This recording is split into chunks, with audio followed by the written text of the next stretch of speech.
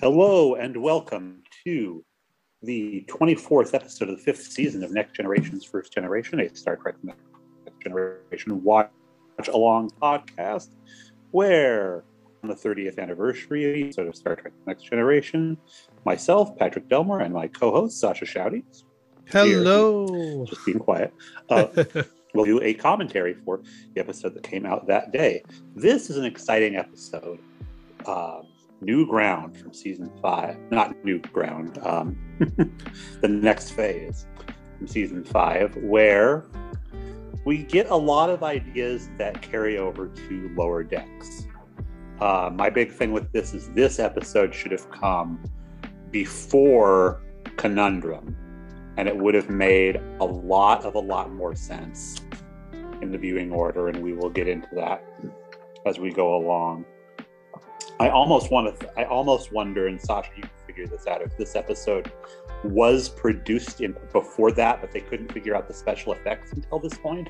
Because Conundrum would make a lot more sense if it came out after this episode. Right. And we'll get into why as we.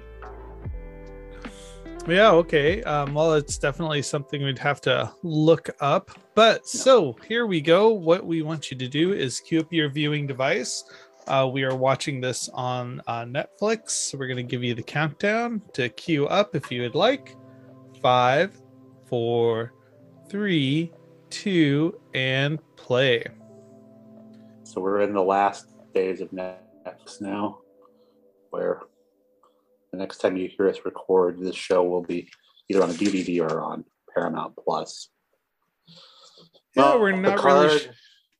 Yeah, go ahead. Oh, we're not really sure what the transition is. I remember when we were first starting this watch along podcast that when we tried to do a sync up between Netflix and the DVD, everything was off by about 4 seconds towards the very end. Like there's some very interesting time compression ratios going on. So anyway, technobabble. So we can say right away why this would have made, the first part of why this would have made sense to have happened before Conundrum is that we're going to spend a lot of time with two crew members we've never seen before, our transporter chief here, and the tactical officer that's on the bridge right now. Worf is in this episode, but he is not in the tactical position.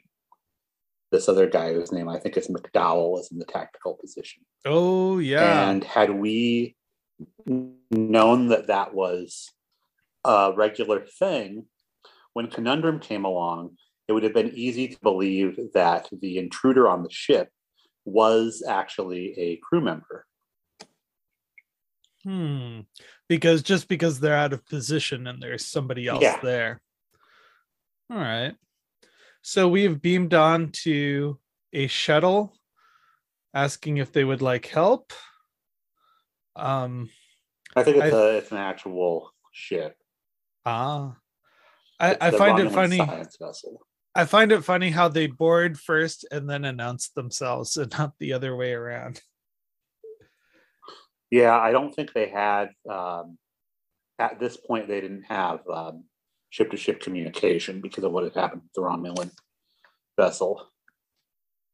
But yeah, you would think that in a Cold War situation like they have, that you couldn't transport directly onto an enemy vessel without having some kind of unlock in the pattern buffers or something, because that would mean that a cloaked Romulan ship could just fly next to a Federation ship and the Romulans could just hop on board and do whatever they wanted to do. And now the accident happens. Our transporter chief, who is not O'Brien, has lost, it's also not April Grace, has lost Geordi and Ro. Yeah, it kind of walks in early on the catastrophe, which I really like with this show. I've always been a fan of break it first, figure it out in the next 40 minutes, rather than it breaks halfway with 40 minutes kind of just talking about stuff. And this is another situation where you take a character like Ro, who we've seen many times before, but is always listed as a guest star. She's so she could die. Yeah, she Geordi could. probably not, but I mean, stranger things have happened. So it's an episode that actually has stakes. Yes. Not what's going to happen with this radioactive ball of garbage. Will it destroy the Enterprise? Of course it won't. But go ahead. That's kind of funny because at this point we're in season 5, episode 24. At this time, I've been watching the show for quite a while as a young man, and by this time when this episode came out, I just assumed, okay, they're going to be okay. I mean, they always pull their people through, with the exception of Tasha. Like that was kind of a shock to the system. Like, oh my gosh, nobody's safe. But now that they've kind of been around for a while, it felt more of a how are they gonna get out of this rather than are they actually at risk. And it also kind of instilled this foolhardy value that if I go to a service provider, like say at the hospital or at the police station or fire department, they're going to go the 110% to fix whatever situation I am. Oh yeah. I mean, I almost got like this really false sense of duty from people who were public servants that, they're going to do everything they can to fix this, just like the people in Star Trek. Nope, not at all. Well, I think it is important to feel that way when you're a kid, at least. Yes. The idea that there are helpers out there, and there are some people that it's their job to help you. So Troy doesn't have much to do in this other than to say that she can't sense Geordi and Ro anywhere. We had to see a very tense Picard for this whole episode. And this is a guy that, he loses people. He's lost people on the bridge, but this one messes with him. It's kind of odd that within the first 2 minutes of beaming onto the ship, they decided to leave with a piece of equipment. If I was the Romulans, I'd be a little bit more edgy about what they're doing. Yeah. Well, they slowly fall into that role when they decide they're going to blow up the Enterprise at the end of the encounter. Oh, yes. Well, which may very well be what they have orders to do if they run into a Federation ship.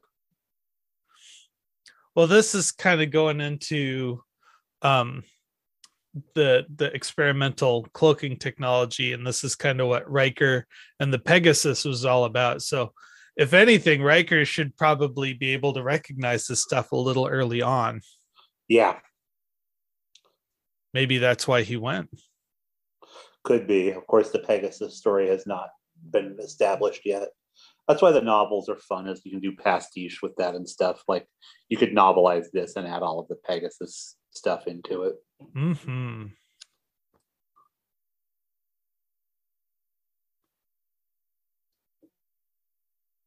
So we are just talking about what to do with the core technobabble to get out of this crazy situation. It's frantic buttons over there. Yeah. Yeah, Data, he's going to do the strongman. Yep. We haven't seen that in a while. Yeah, Worf, it's one of those. Worf normally would be tough enough to do it, but he's not. And you don't get I'm shamed in front of the Romulans with him for that, but later on they're going to ask the Enterprise for a computer, and Worf gets into why he doesn't think that should be a thing that happens. Gotcha. There are a ridiculous number of uncredited co-stars in this episode. I know. At least about 30, I want to say.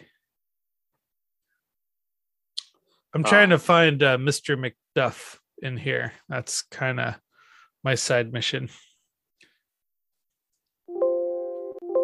Oh, you got to hear my air beep right on the recording. Nice. Well, what I would also add, if there was a novelization of this besides Riker's backstory with the Pegasus, the idea that Worf came on this ship and was acknowledged by the Romulans just as somebody from the Federation and not as a Klingon. which means that it's very possible that their spies are aware that he was discommendated and does not count among the Klingons anymore. Or he could just kind of be a celebrity in this universe saying, whoa, there's a Klingon in the Federation. That's kind of funny. And so he's kind of the laughing stock. Yeah, the Romulans kind of like to poke him, and they don't really in this. Well, when you're about to die, you're not really interested in provoking the person who's going to help you. All right, so this was produced after iBorg. So they did it in sequence to answer your question. Okay. And now we find Miss Rolaren. Yeah, that's kind of nuts. And this is something that happens where transporter goes wonky.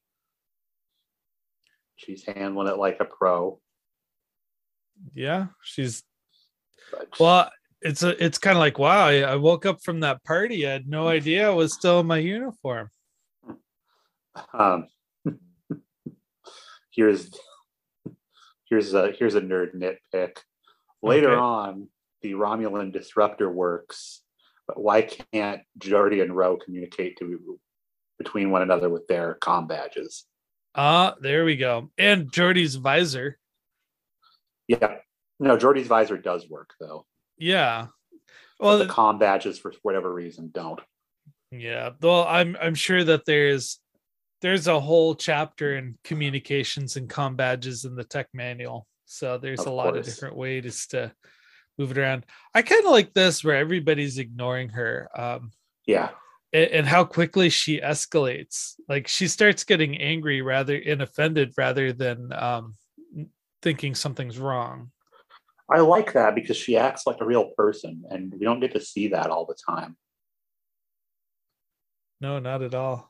On Deep Space Nine, you had those super geniuses that didn't have any social skills. Oh, yes. The mutants. Yeah. But it's like also, those are some of the most human acting characters. I feel like, McCoy was kind of an emotional guy, but, who sometimes acted a little bit out of the social norm. But on this ship, everybody adheres so tightly to protocol. And here is where Ro decides that what's going on is that she's dead, but also that her religion is not quite what she thought it was. So here's the pleading. Yep. Hey, I'm right here. I still think that she would have made a great Kira Nerys.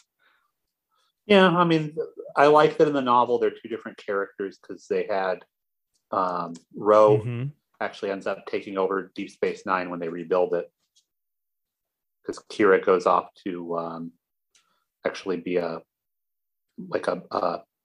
devotee. She's the hand of the prophets, where Sisko's the emissary. Or the emissary. Gotcha. Well, okay, now she can pass through things. So if she can walk through doors and pass through desks and laptops and people, why can she stand on the floor? I don't know. Also,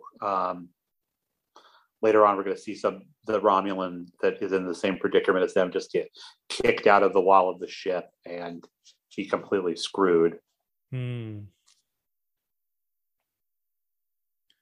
So to answer your question, McDowell is the name of the guy at Tactical. He's played by a gentleman by the name of Kenneth Mazerolle, and he's been in a few animated shows and TV drama. He's just kind of been in a lot of things, one part here and there. He did eventually make it into the X-Files, which is kind of cool. I'd want that on my resume. Yeah. Well, he's somebody that, is so high up in the chain that he later on is he's given the con when they have the funeral for Geordi and Ro. Yeah, that's right. Well, the ship flies itself, so is it really a big deal when someone gives you the con? It's just kind of like, make sure the autopilot doesn't run a red light. I just think of Boimler in that one episode of Lower Decks, where he has the con for about 8 seconds. Oh. And they're like, shift change. Wah, wah. And I mean, they never give Wesley the con. I think they did. Like no, they didn't. No, he's like a trusted member of their crew. And I mean, so is this guy. That's what's great about this episode is you learn that, like, yeah, there are other important people that they depend upon on the Enterprise that have names and have jobs that aren't, just sort of background extras. And that's why that, and for other, a couple of other reasons in this, I, feel that Lower Decks really got the spirit of Star Trek: The Next Generation in a way that some of this other new Trek stuff just does not. Mm-hmm. Including its direct spinoff. Yeah. So here the Romulans, what a computer, and Worf is getting all fussy about it. So Riker says, give him an Apple IIG. I know. Something 30 or 40 years old. Yeah. When we know they already have schematics for. Geordi's turn. He's walking around, checking things out. Hello. Now, in a ship that big, I'm surprised they found each other. Yeah. I mean, engineering would be a place that you would gather. What surprises me is that they don't think of 10 forward until it's time for the funeral. Gotcha. Because that is the place you could be the most casual about everything. So here we go. They are talking about their quote unquote superpowers, walking through tables and bulkheads. Ro does the whole "we're dead" thing. Geordi's like, no, I'm not going to be a blind ghost with a visor. I'm sorry. Hey, they're solid to each other. Or have my uniform when I'm dead. Mm-hmm. Now, they didn't have time to do this. This would be another, if you were to expand this. We had just learned in, I think, the episode right before this, or maybe 2 episodes before this, about Geordi's parents both being in Starfleet. Ooh, yeah, I don't remember that one. Yeah, it's just a conversation they're having. No, it was Worf was talking to him about, or not Worf, was an imaginary friend. The guy that was the father of the girl is saying to Geordi, like, hey, what was it like, growing up on starships? Gotcha. I think his mom was a captain. Yeah. I can't remember what his dad did. I can't either, but he was played by Ben Vereen. He was on the show? Yeah, they both were. No. Oh, I'm going to have to look that up now. Yeah. Oh, so Ro has already figured out when and where the funeral is going to be. Mm-hmm. And basically, Ro is ready to move on. She is convinced she's dead, and Geordi just does not look like he's buying it. Honestly, it'd be pretty boring if you died and you just woke up back at work. Yeah. Yeah. It's like, really? I'm at work. This is where I'm going. But we learn in this, that Geordi, he's more than his job. Ro's like, no, this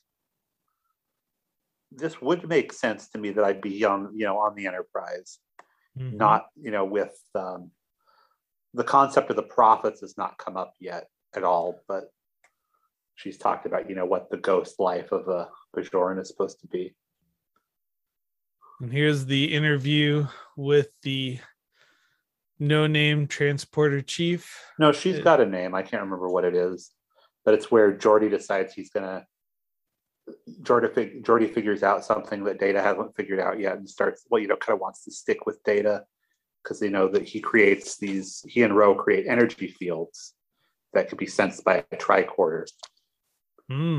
So he wants, kind of to be next to Data while he figures it out. This is Chief Brosmer. Hey, we did get a name for her. Yeah. Yay. Her real name is Shelby. How funny is that? That is funny. She looks like Shelby in about 30 years. Mm-hmm. Now, I just saw Geordi slap his badge. Was he about to call somebody? I can't remember what happened there. And this is a really cool scene. Ro kind of walking around the bridge saying goodbye. And we didn't ever know that Enterprise meant this much to her. I think it's as much or more than it does to Geordi. I think it's the convict story. So we see this with Ensign Ro, and we also see it with Tom Paris, where they took a chance, they trusted them, and they built a really strong attachment because they were willing to take a chance. So she just touched the console right there. So what's going on? She did it because she was concentrating on doing it. Okay, there we go. Use some of those Kamehameha powers. All right, so they're just talking about leaving. We're gonna do a memorial. Oh, it's at 2300 hours, not at the 1430 hours that she was talking about in the engine room. So this is the other reason why it would have made a little bit more sense to have this before Conundrum. Is I think they know that they slept together. Riker and Ro. Yeah. So I mean her and Troy had girl talk about it at the end of Conundrum. So she's all like, oh my God, what's Riker going to say about me? It'd make more sense if this came first and she was like, oh, Riker, has feelings for me besides, kind of being pissed and being contemptible. So that came out a little bit more in their interaction there, that she became curious about him here. I love that he says, "Excuse me, Captain," before he starts talking to Ro in his office. He's too polite for his own good.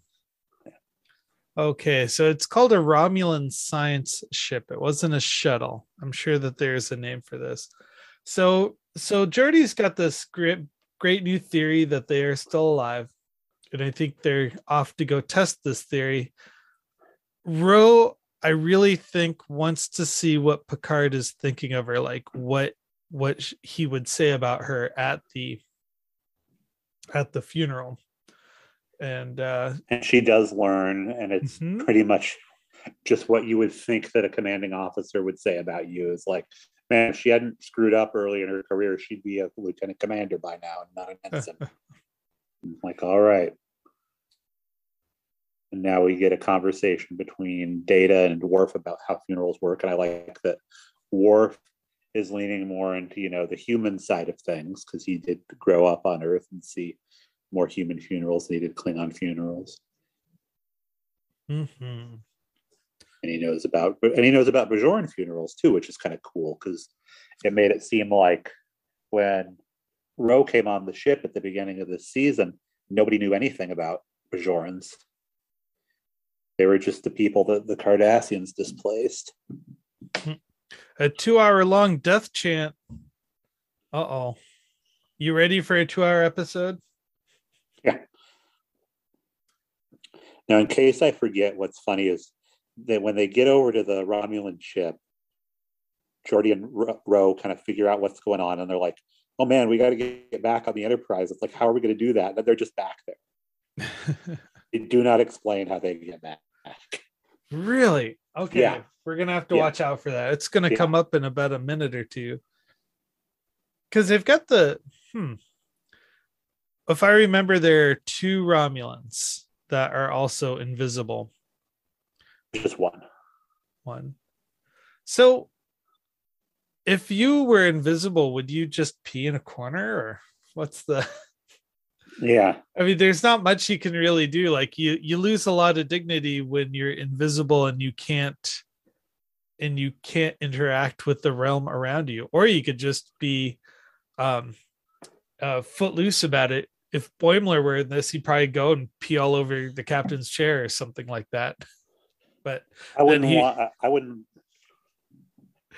But then he would immediately come back. To I don't know. He seems myself, because it's, if you're like out of phase with reality that way, like any biological discharge you make might be a part of you that doesn't come back. Oh, that's kind of gross. Yeah. I'm peeing in a vacuum. It shall never be found again. All right. We're down to business. Here's this very stoic looking guy sitting at the console. Yeah, that's the invisible Romulan. The Invisible Romulan. Now that's a good name for a B movie. Yeah, it's a holodeck program for kids. It's the Federation's propaganda on how to find a spy in your neighborhood. Yeah, it has. It also includes the song "The Laughing Vulcan and His Dog." I am detecting it here now. For your own safety, please blah, blah, blah, blah. Our safety. You don't care about our safety. In fact, Data, you shouldn't be here at all, because we could just shut you down and warp away with you, like you're kind of a prize that the Romulans would love to have. Right. Like short of towing off the Enterprise, getting the android would be the biggest possible coup the Romulans could get.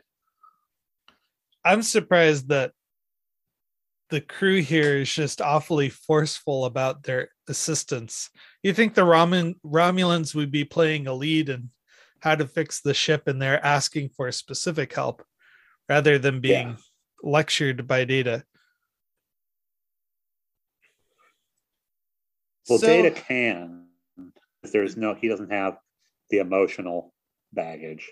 True. All right. We're phased. They're not cloaked, they're phased. And now we're getting the explanation from it. I'm kind of interested in these other 2 Romulans. I think we're about to meet them here very soon. It's 2 men, I believe, right? Yeah, Brian Cousins. That's one of them. I think that's Brian right there with his arms crossed. Maybe? No, these are the guys that are blowing up, that are planning to blow up the Enterprise. Gotcha. That guy that was sitting in the foreground is the one that gets back on the ship. Yes. Okay. So this is where they're about to say, like, hey, we got to get back to the Enterprise. And they're just there. Okay, so I got my people wrong. But Brian Cousins, he's going to be one of the Romulans on the ship. And he is also Croesus in the Descent and Descent Part 2. That's where the Borg are liberated by Lore.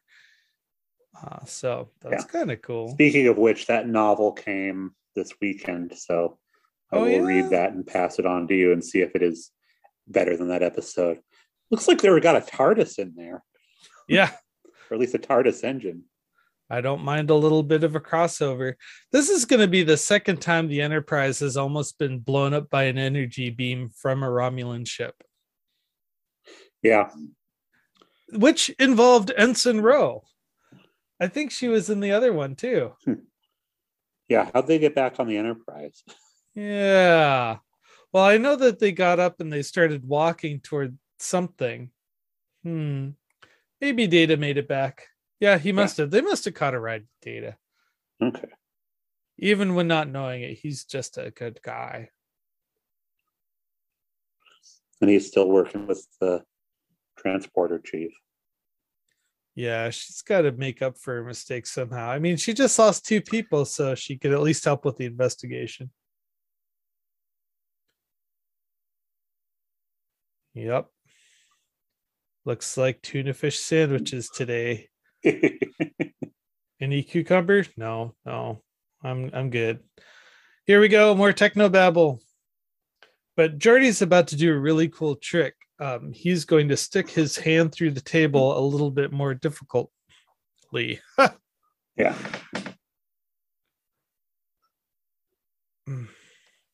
I can't believe that Star Trek creators and writers have been talking about Star Trek all the way back since the AOL chat days. Yeah. I'm reading a little segment here where Ron D. Moore just kind of chimed in on cloaking technology in the Pegasus in this episode, and they cited AOL chat 1997. I'm like, oh my gosh, we be old, man. Yeah, and that was only 97 was only 5 years after this episode aired. 1997 was 25 years ago, man. Timescape, that's the episode I'm thinking of. That's the other one where they were transferring power, and it always almost got him killed. So Data did the scan, and Jordy did the poke. Scan poke, scan poke, scan poke. Oh, that may be a game they've played before. Nothing. Yeah. It was funny going back to the conversation that Data and Worf were having, where Data says, that Geordi never treated him any differently than anyone else. Mm-hmm. I sort of disagree with that sentiment. I think that Geordi, rather than condescending to him, recognized, who he met Data on, not necessarily on Data's level, but worked to understand how Data worked. Because I think it would be more accurate to say Picard has never treated Data any differently than anyone else. Ooh. He has always just treated him as the second officer of the ship. But because Geordi and Data are friends, there is a little bit of a difference in how they treat one another. Mm-hmm. Geordi wouldn't talk to Data the same way that he talks to Barclay. Yeah. Of course, Barclay's subordinate to Geordi, but and technically, although Geordi and Data hold the same rank, Data as second officer of the ship is Geordi's superior, but Geordi still has a casualness toward him that Data does not read as disrespect. He reads it as, affection. Mm-hmm. He treats him like a buddy. Yeah. So there is a difference in how he treats Data. Let's just say I think those two have a really good balance of a work-life relationship. Oh, yes. Yes. I think they're stronger friends off shift than on shift, if that makes any sense. So I'm watching the scene where Geordi was poking holes in the table and Data was scanning the holes. You think he would have spelled out his name or hello, kind of like in Stranger Things. I thought exactly that same thing, that they could have easily used a binary code and not have to, what they do at the end of this, they blow up a disruptor in order to get people to see them. So I think we're walking into your lower deck scenario here, where they're about to have a chase scene through all these rooms. So we know that they can run around. They know the phaser is causing those field emissions, or not phaser. Oh, whoa, hello, who's that? Yeah. Walking through, running along. It's kind of neat how there's a mirror there. Yeah, pretty blonde in a towel. So Geordi goes up and knocks on the door. Sorry, you're in a towel, but I heard there's some anomalous readings. He's like, Geordi, you used that line last week. All right, here we go. Push-ups. Doing push-ups. I'm also reminded of the episode where Dax has to hunt a killer Vulcan with a sniper rifle, and they're looking into everybody's quarters. Yeah. Walking along and looking. It reminds me of two people looking at their GPS back in the early 2000s. Ouch! Right in the knee. Here we go. The other thing is that there are a lot of people on the Enterprise that are not in Starfleet, or that are not in Starfleet at all. Mm-hmm. That are like scientists that are working on a Starfleet ship. Well, he seems to be wearing that uniform right there. So he pushes them into space. Yeah. I have some serious issues about all of this. Even when I was a kid, I'm like, wait. So we can walk horizontally, but we can't go vertically. So we can go through. We could go through walls and doors and whatnot in the floor. And apparently there's air there in the ship. Yep. So I would have. Yeah, that's the continuity's lacking. Yeah. Oh, you would never ever, no matter how far technology progresses, ever be able to have open flame or anything that could start a fire on a spaceship. Mm-hmm. And we just saw, a fire on the Romulan ship. It's like, no, once there's a fire or even a spark, everybody is dead. See Apollo 1. And they were on Earth, and they were on Earth at the time. I think that was a pure oxygen environment too. I remember that they were even worried about the static electricity that was created by Velcro. Yeah. Oh, here we go. This is Picard making the "we're all at peace here" speech. And they're getting ready to leave. No, wait, don't do it, Captain. Like, you're gonna explode. Along with Galland and Core, this is a big thing. And they also, it's like the Romulans used the Enterprise to move a spy. Right? Were there? I thought there were two Romulans, not just one, running around on this ship. Nope, just the one guy. Oh, just the one guy. Okay. Yeah. So they're gonna have to go somewhere with a lot of people, with a weapon to be seen. Well, I guess we're gonna go to the party. Yeah. Commander McDowell there just looks really tired. Yeah, they all would be. I mean, they lost their chief engineer, and I'm sure that I would hope that Ro has friends on the Enterprise, although it doesn't look like in her goodbye scene that she does. It's more the environment that she's saying goodbye to, not individual people that were friends of hers. I mean, she acknowledges Riker and Picard and stuff and how they helped her in her career, but she doesn't seem to have close friends. Well, Ro's safer without friends. Why get attached if they're going to be taken away? So here we go. We're talking about the recruitment story of Geordi. He was giving an inspection tour and did an attaboy job fixing something. Yep. Picard noticed and said, "Hey, come and work for me." Oh, Ro wanted to know the goodies. Yeah. What were you gonna say? I don't buy this for a second. Dixieland funeral. Geordi likes it, and Ro kind of likes it, and she likes Ro's hair. Oh, there we go. Yeah, it's they probably page boy a haircut. They've got the Bob station in the back where you can scan your head and it'll give you a Ro's hairdo with the hairband. Mr. Mott, yes. Oh, yes. We call it the Ensign Ro after the Bajoran that's frequently at the helm of the ship.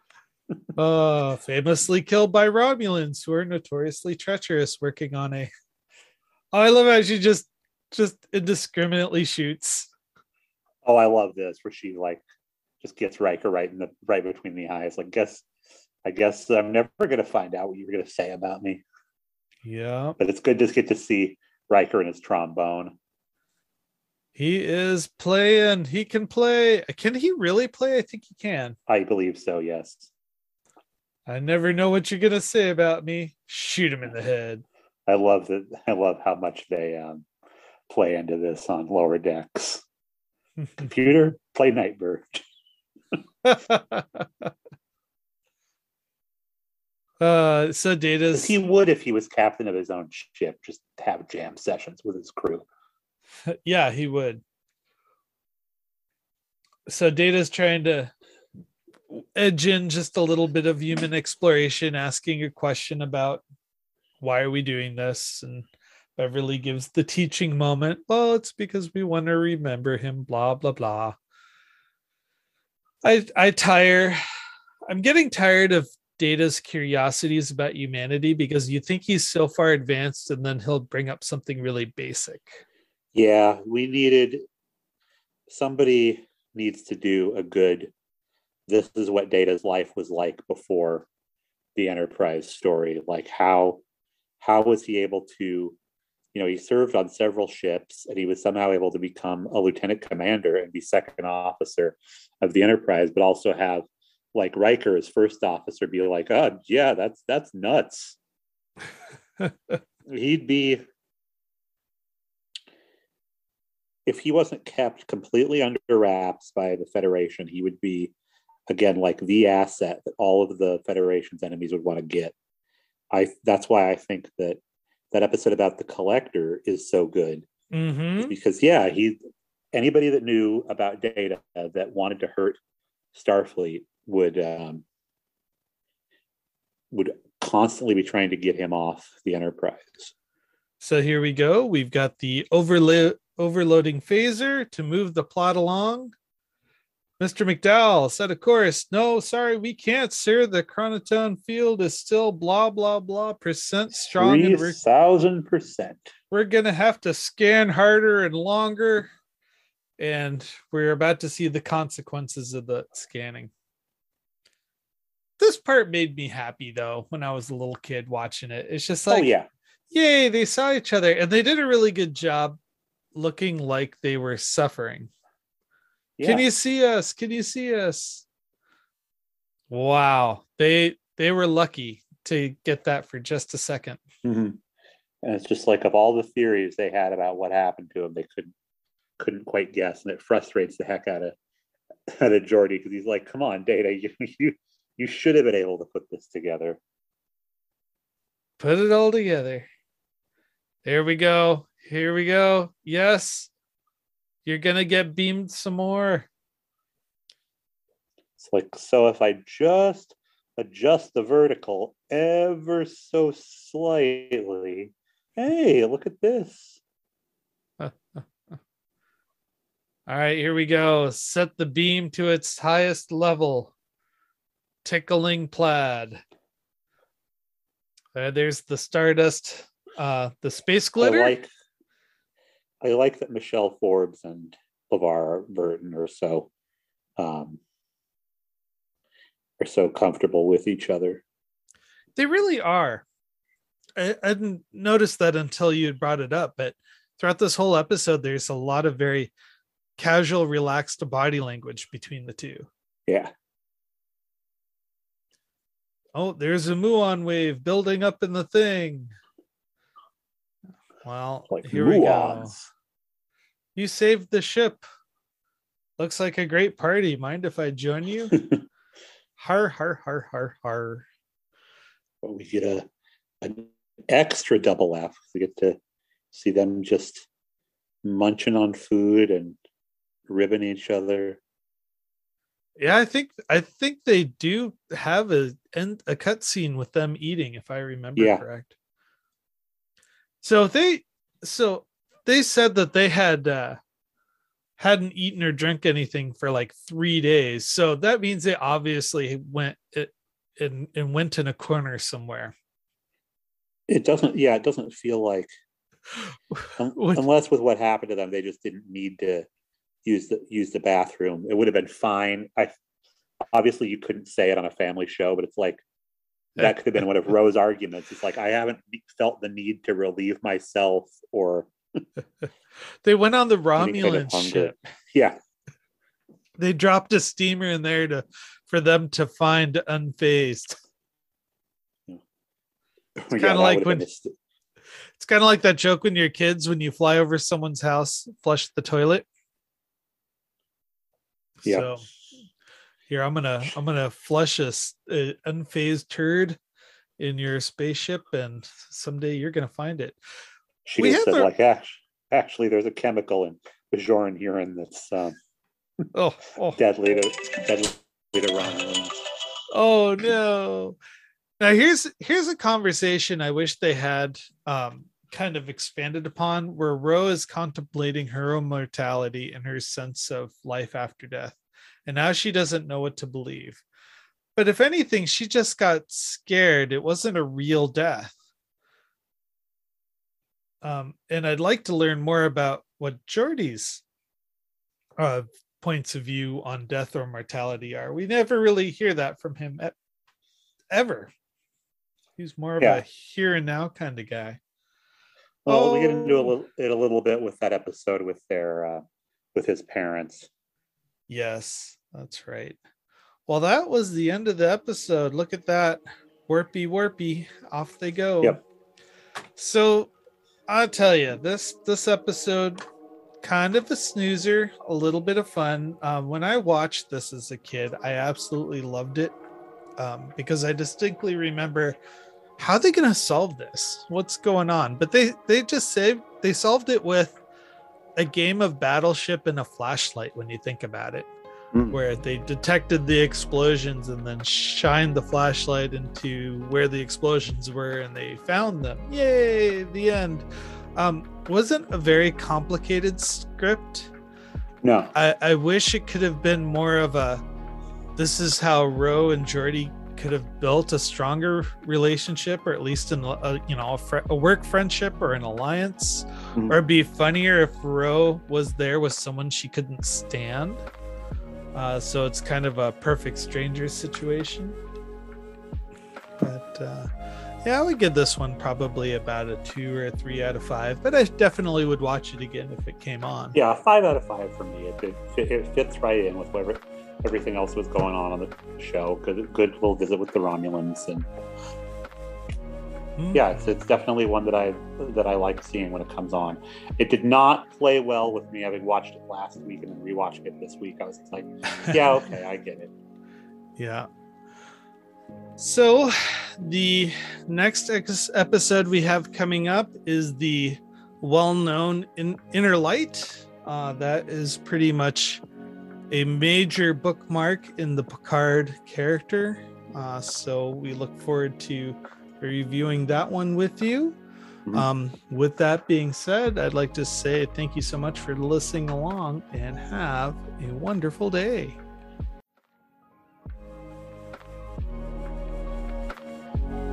Music provided by LoFiGirl.com.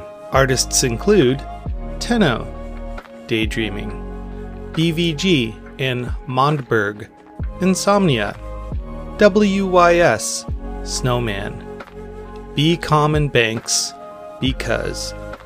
Episode cover art created by Matthew Kirschner. Podcast logo and main cover art provided by David Clawwitter. Audio engineering done by Sascha Schaudies